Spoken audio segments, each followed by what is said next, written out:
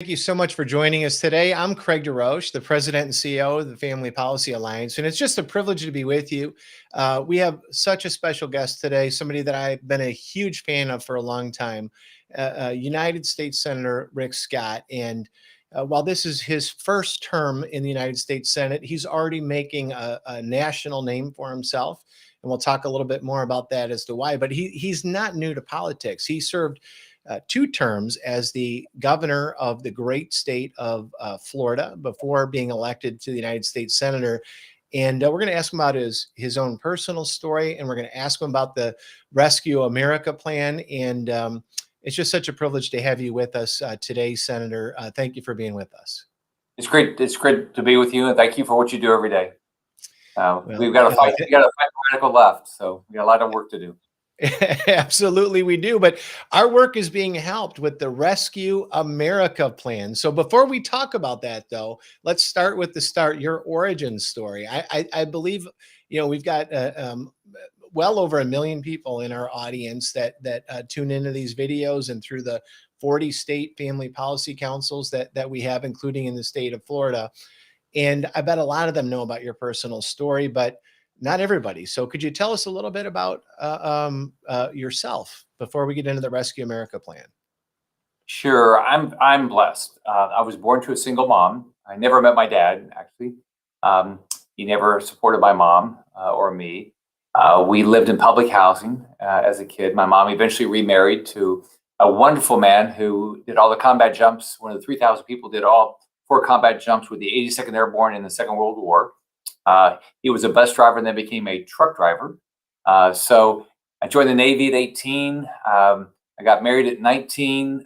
My wife and I have 2 beautiful daughters, 2 son-in-laws, and 7 grandkids. Grandkids are easier than kids, as I think every grandparent would say. And we have 6 little grandsons and 1 granddaughter whose youngest is 2 years old. I built businesses all my life. I love being in business. I love trying to figure out how to solve customer needs and build management teams. And I did that in healthcare and manufacturing, a variety of areas. Then I ran for governor because I was worried about where our country was heading. I ran in 2010. Florida had lost 832,000 jobs in 4 years. Home prices had dropped by 50%. People forget that. And I ran on a very specific plan, 7 steps, 700,000 jobs over 7 years. Every economist said, oh, you can't get to 700,000 jobs even in 8 years. And actually, we downsized government.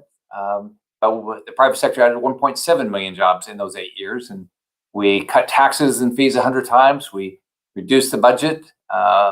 And so we did the things that I believe in.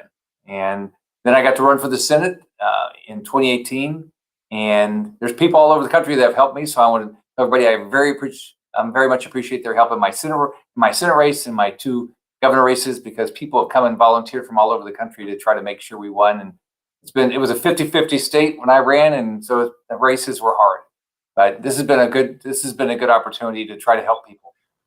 Well, it's been a great opportunity, and God has really blessed your actions. And there's a saying, I'll murder it, but that if you don't know what direction or if you don't have a plan, what direction you're going in, any direction will do. And your business experience, your life experience with your family has helped you understand what's important at the kitchen table. And that began with jobs, and you had a plan, and look at the fruit it's borne. And today, now, I think you surprised some of your Senate colleagues and some on the left and others that you came forward. A lot of us have been praying, and we've been focusing and saying, America is facing a lot of strife. There's a lot of things in our culture that are not going right. And Jesus would say, you'll know it by its fruit, and it's bad fruit right now.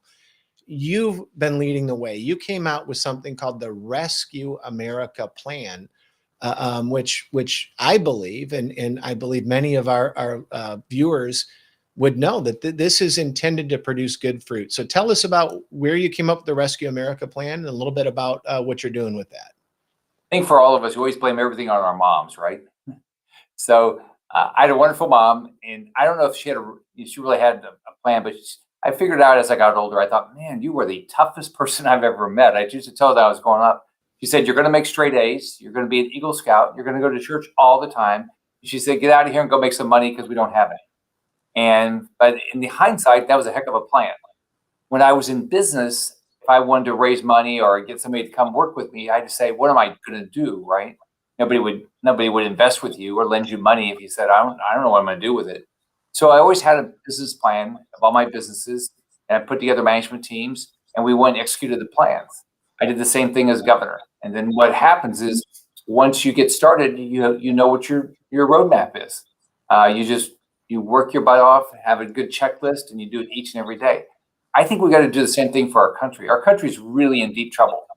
The radical left controls everything: the media, culture, um, clearly our movies, the government, um, many of our boardrooms, and they want to get. They don't believe in that we ought to ever talk about God. They don't. The things they believe in just it's not where I grew up. It's not what my mom taught me growing up. So I put out a very specific plan. You can go to rescueamerica.com. It's got 11 steps, 128 policy points. I don't expect everybody to agree with all of them, but my idea is let's have a real conversation this year. When we take back the House, which I believe we will, when we take back the Senate, I believe we will. Let's have our game plan. What are we going to do so we get something accomplished? We've got to change the direction of this country for every American family. Well, and what I like about your plan, and this is very important, it shows your success and your experiences. You got to have a foundation. What kind of foundation do you have? And as you point out, when you take the religion out of things, you're on a foundation of sand, and that's not actually happening with American families to the extent that the left reports on. But what is being attacked by the left systemically is our education system. And that is an important foundation, just as it was when your mom was raising you as a single mom. You got to get your education first. You got to have a platform. So I'm going to read from your Rescue America plan. It says, "We will inspire patriotism and stop teaching the revisionist history of the radical left. Our kids will learn about the wisdom of the United States Constitution, the Bill of Rights, and the founding fathers." Senator, that's amazing. And that's an important foundation. And that's the way I want my kids raised. Tell us a little bit about why you put this in the plan, why you made it number one. As when I was governor, I sort of came to the conclusion the three most important things for a family is they want to be self-sufficient, they want their children to get a great education and have the right morals, it's their future, and they want to live in a safe place. So I think about what my mom did. She said, "Look, we don't have any money, but thank God you're growing up in the United States of America where you can be anything. There is no limit." I remember learning about the Constitution and the Bill of Rights and all those things, and I was just fascinated by it. And so I believe it's important that all of our children salute the flag, say the Pledge of Allegiance, and are taught, while not perfect, this is the best place ever created, and we're constantly improving it. And why wouldn't every parent want to do that? I talk to parents all the time, and they're fed up with our schools saying, "Oh, if you have this skin color, you're an oppressor, and if you have this skin color, you're oppressed." That's not what I grew up learning. I grew up that we all had a chance at the dream. Like I don't, the other thing I don't believe is I don't believe government ought to play racial politics. They shouldn't say, "Oh, what's your skin color? What's your ethnicity?" I mean, what we should do is judge people by the character of their skin and make sure everybody has a shot at the dream. It's so exciting. I'm from an immigration state, and to see people from Cuba and Brazil and Colombia, Nicaragua saying, "I'm so excited to be an American citizen.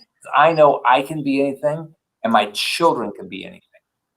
Absolutely. And that's a great segue into my next question, because I want to talk about parents' rights and the role of the parent. This is something that's been fought. Maybe in America, there was more unity on respect for parents 30, 40 years ago. But clearly, since I was going through college in the late 80s, early 90s, people have attacked the foundation of the family, which is the parents' rights. And I think a lot of people before COVID said, "There's nothing to see here. Don't pay attention. We've got this. Let us raise your kids for you." And parents got to see what's going on. They don't like it. What happened in Virginia was a huge wake up call. We saw the massive swing of parents mobilizing for now Governor Youngkin. We saw that in 11 legislative seats in New Jersey. And people said, well, maybe this was just a gadfly Republican type thing in a couple of isolated incidents. But then we saw in San Francisco, for crying out loud, where they have 6.7% Republican registration. No, this is a parents' issue.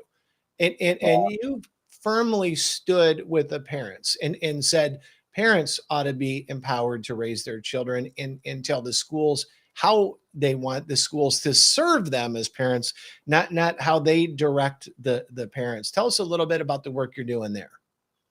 Well, think about, your future is your children, right? It's what we all think about is that, you can't and you shouldn't tell your kids, oh, you're going to be this. But it's so exciting to watch what your kids are doing and what your grandkids are doing. And you can teach them and you can give them good information and you give them good opportunities. so so what I believe in is give the parents choices. First off, I believe in complete parental choice. It's not government's money. We pay taxes. We all pay our taxes, and then they want to, then some people want to say, well, no, the government schools get to dictate what you learn. No, no, the parents get to dictate what we learn. I'm a grandparent, and one of the things you realize very quickly is these are not your children. You can be helpful. You can be helpful to your children as they raise children, but what you get to see is how did you do in teaching values to your kids? Not They didn't get those values from their school system. They got their values from their parents. So it's been fun being a grandparent and watching my daughters because I'm proud of what they're doing with their kids, our aunts and my grandkids. But parents ought to make these choices. They ought to know exactly what's going on in their schools. They make a choice of where school to go to. They have every opportunity to look at the curriculum. They need to know everything about the school that their child's going to. And guess what? Our school systems will continue to get better. Well, amen to that. And just so glad that you are out there championing the parents' rights because it's hard for people to find their voice in that. And maybe as hard, or the next one might even be harder. And you go there, you talk on your issue number 9, your in Rescue America plan. By the way, everybody watching this, we want you to comment. We want you to share this on social media. We have such an important guest, Senator Rick Scott of Florida, who's really leading the way. He's put out the Rescue America Plan, rescueamericaplan.com. We have a link for you, and we want you to share that as well. And in his point number 9, he talks about gender, life, and science. And we're not going to unpack all those. We don't have time here today, but I'm going to talk about your bravery to talk about gender, and as that relates to science. Here, a lot of parents are frustrated and we're confused. Listen, there's a lot of things that kids can get involved in. There's a lot of way. I was, Senator, you wouldn't know this in my story, but I was an alcoholic and addict when I was 10, 11, 12 years old. I Oh, was saved by Jesus Christ from my own addiction later in life, but that's how I solved my problems. And the schools, we didn't come forward with the policies of saying that I should have learned how to make drinks in school, or we should teach people how to sports bet in school. Like, why are we, and it's right there in Florida, the epicenter with, the Disney and the other things about this gender stuff. We want to have compassion for people. People are created in the image of God. They have equal value to me. But in the case of this transgender ideology, they're actually asking us to subtract the civil rights of our women and girls, to take away civil rights for the first time in America's history. Tell us a little bit about why you chose to include this in the Rescue America plan, and why you think it's an important part of the discussion, specifically talking about gender ideology. yeah. Well, first off, you want to be, we are brought up to be respectful of everybody, but let's respect, you know, the young girls that want to go be athletes. Men are different, and so if you want to give women the opportunity to compete, you can't allow biological men to play in women's sports. You can't do it. Um, because it's what's going to do is it's going to ruin the ability for women to win. Um, so I think we've got to acknowledge that men are men and women are women, and that you can't let women play or men play in women's sports. You can see it with the swimmer, what's happened, and yeah, I think it's pretty simple to me. I think it's simple to most people.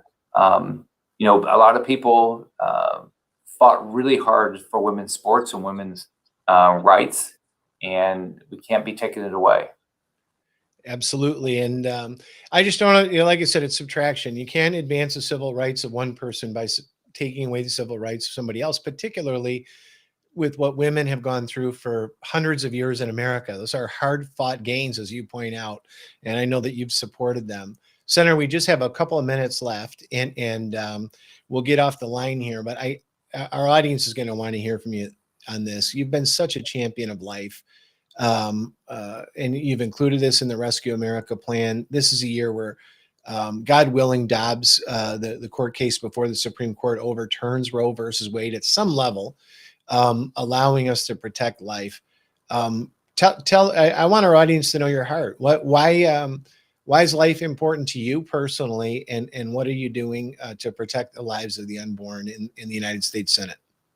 Yeah, I mean, who can't love a child, right? I mean, when I was, I saw, I've seen some of the videos that have come out of Ukraine, and you see these little children, and your heart breaks. Let's all acknowledge that an unborn baby is a human being, and we need to do everything we can to protect life. And it's real simple to me, and I think it's simple to most people. And I think we've got to do whatever we can to protect life. And I'm gonna keep fighting to do that. I did it when I was governor. I'm doing it up here in the U.S. Senate. Um, I think we've got to do everything we can to bring uh, unborn babies into this world, and then give them every opportunity we can for them to succeed, just like each of us have had that opportunity to succeed. Well, God bless you, and thank you for being such a stalwart supporter of life. And talk about a foundational value. Thank you for bringing that and representing it in the United States Senate. This is a tradition we have for our last question. We like to ask people.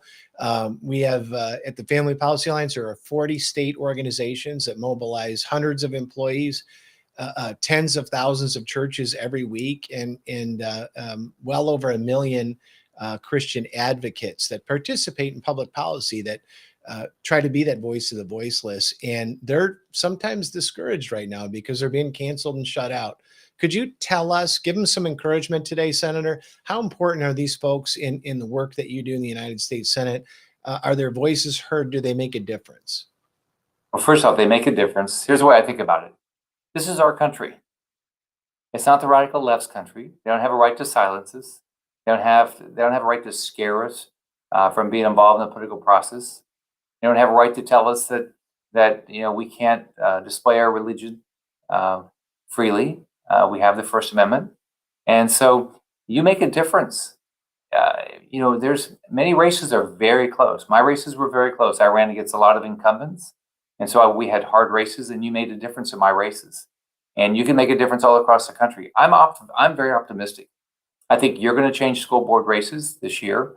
I think those school board races are going to get people out to vote. And that's one of the reasons why I think we're going to take back the House and the Senate this year, is because people are going to get involved in their local races. They know the school board's important. They know the state attorneys and district attorneys are important. And so I'm excited about this year. I'm not going to get down. I'm going to talk about where we're going.